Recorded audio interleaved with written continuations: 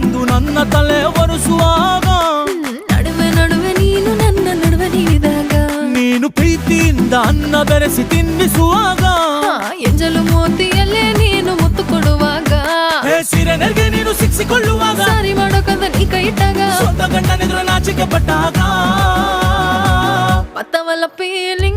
ಬತ್ತವಲ್ಲ feelings ಬಂದು ಬಂದು ಮಂಜಾಗ್ತವೆ